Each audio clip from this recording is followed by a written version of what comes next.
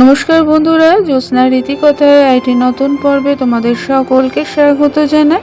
বন্ধুরা, আজকে পর্বে আমরা জানবো 2024 সালে আশ্বিনী অমাবস্যা কত তারিখে পড়েছে তার পূর্ণাঙ্গ সময়সূচি, এবং তার পাশাপাশি আরও জানবো যে এই অমাবস্যার দিন আরেকটা শুভ তিথি তৈরি হচ্ছে, সেটি হচ্ছে মহালয়া। এই মহালয়ার দিন অনেকে তর্পণ করে থাকে। এই তর্পণের অধিকারী কারা? আদৌ কি মহিলারা এই তর্পণের অধিকারী হতে পারে? তারা কি তর্পণ করতে পারে? এই সমগ্র প্রশ্নের উত্তর আজকে পুরো পর্বে তোমরা জানতে পারবে। ভালো লাগলে অবশ্যই শেয়ার করে দিও, লাইক করে দিও। পাশে রাখা বেল আইকনটিকে প্রেস করে রাখো যাতে পরবর্তী ভিডিও নোটিফিকেশন সবার আগে তোমাদের কাছে পৌঁছে যেতে পারে। বন্ধুরা, 2024 সালে আশ্বিনী অমাবস্যা শুরু হবে 1 অক্টোবর মঙ্গলবার রাত 9:39 এবং শেষ হবে 2 অক্টোবর রাত 11:05। উদয় তিথি অনুসারে 2 অক্টোবর আশ্বিনী অমাবস্যা পালিত হবে। এই দিন আবার মহালয়া পড়ায় এর গুরুত্ব আরও বেড়েছে। বন্ধুরা, হিন্দু ধর্ম মতে পিতৃপক্ষ পূর্বপুরুষের তর্পণের জন্য প্রশস্ত এক বিশেষ পক্ষ, যা মহালয়া নামে পরিচিত। হিন্দু বিশ্বাস অনুযায়ী যেহেতু পিতৃপক্ষের শ্রাদ্ধ, তর্পণ ইত্যাদি মৃত্যু সংক্রান্ত আচার অনুষ্ঠান পালিত হয়, তাই এই পক্ষে কোনো শুভ কাজের জন্য ভালো নয়।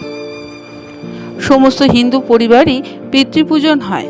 পুরাণ অনুযায়ী জন্মের সঙ্গে সঙ্গে ব্যক্তির উপর 3 ধরনের ঋণ বর্তায়। এগুলি হলো পিতৃঋণ, দেবঋণ ও ঋষি ঋণ। এর মধ্যে পিতৃঋণকে সর্বোপরি বলে মনে করা হয়। এই ঋণ থেকে মুক্তির জন্য পূর্বপুরুষদের শ্রাদ্ধ করা হয়। সাধারণত মৃত ব্যক্তির পুত্রই তর্পণ করে থাকে, তবে কোনো কোনো শাস্ত্রে মহিলাদের শ্রাদ্ধ করার অধিকারও দেওয়া হয়েছে। যেমন পুত্র না থাকলে ভাইয়ের আগে মৃত ব্যক্তির স্ত্রী শ্রাদ্ধ করার অধিকার রয়েছে।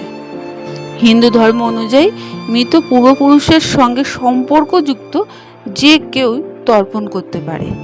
সাধারণত পুরুষরাই পিণ্ডদান করলেও মহিলারা কিন্তু সমানভাবে পিণ্ডদানের অধিকারী। যেহেতু রামায়ণে দশরথের মৃত্যুর পর রামের অনুপস্থিতিতে তাকে পিণ্ডদান করেছিলেন স্বয়ং সীতা। মেয়েরা তর্পণ করতে পারবে না এমন কথা কিন্তু কোনো শাস্ত্রে লেখা নেই। শ্রাদ্ধ যেমন প্রয়াত পূর্বপুরুষদের শ্রদ্ধা জানানো হয়, তর্পণও তাই। পুত্র না থাকলে মৃত ব্যক্তির মেয়ে শ্রাদ্ধকর্মের অধিকারী হতে পারে। মহাভারতেও মেয়েদের তর্পণের নিদর্শন আছে। মহাভারতের স্ত্রী পর্বে কৌরব রমণীদের তর্পণ করার বিশেষ উল্লেখ আছে। মৃত ব্যক্তির অবিবাহিত হলেও তার মা এবং বোন শ্রাদ্ধ করতে পারে। পুত্র শ্রাদ্ধ করতে না পারলেও পুত্রবধূ তা করতে পারে। পুত্র ছাড়া পৌত্র, প্রপৌত্রও পূর্বপুরুষদের শ্রাদ্ধ কর্ম করার অধিকারী। পৌত্র বা প্রপৌত্র না থাকলে ভাই বা ভাইয়ের সন্তানরাও শ্রাদ্ধ করার অধিকারী হন। এছাড়াও মৃত ব্যক্তির মেয়ের পুত্র অর্থাৎ দৌহিত্র পূর্বপুরুষদের উদ্ধার করতে পারে। আবার ভাগ্নেও শ্রাদ্ধকর্ম করার অধিকারী হতে পারে। বন্ধুরা, প্রিয়জনের মৃত্যুর পর তার আত্মাকে মুক্তি দিতে পিণ্ডদান করা অবশ্যই প্রয়োজন।